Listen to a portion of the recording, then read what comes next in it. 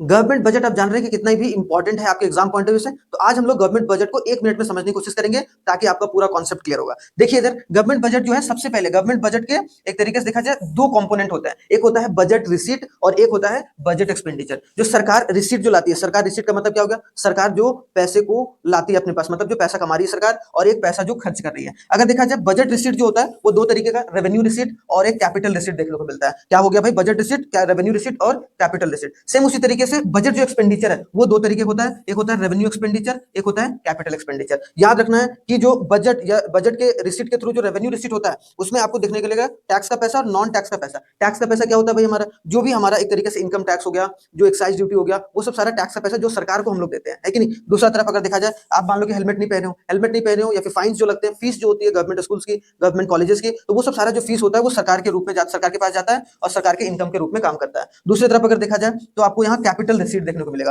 Capital receipt में recovery of loans आता है, बोरोइंग एंड अदर लायबिलिटीज आता है, एंड अदर रिसीट जैसे कि डिसइन्वेस्टमेंट, सरकार अपनी जो है वो एक तरीके से कंपनीज के कुछ हिस्से को बेचकर पैसा कमाती है। दूसरी तरफ देखा जाए जो बजट एक्सपेंडिचर में, रेवेन्यू एक्सपेंडिचर में, जैसे सरकार जो होती है वो सैलरीज वगैरह देती है, वो सब में सरकार का खर्चा होता है। फिर सरकार जो होती है गोला बारूद खरीदती है, ठीक है, वॉर के सिचुएशन को रेडी होने के लिए। उसके बाद दूसरा होता है कैपिटल रिसीट, जो कि एक कैपिटल एक्सपेंडिचर, जो कि आपको देखने को मिलेगा लैंड एंड बिल्डिंग्स, मशीनरी वगैरह परचेज करती है, तो वो सब सारा एक तरीके से आपको देखने को मिलेगा कैपिटल एक्सपेंडिचर। और दूसरा एक होता है कि नॉन प्लान एक्सपेंडिचर और प्लान एक्सपेंडिचर। तो आप लोग याद रखिएगा, जो प्लानिंग के थ्रू होगा प्लान एक्सपेंडिचर, जो नॉन प्लानिंग के थ्रू हो रहा है तो नॉन प्लान एक्सपेंडिचर। तो आई होप सो आपको वीडियो अच्छा लगा होगा। Thank you very much. जय हिंद। मिलते हैं नेक्स्ट क्लास में।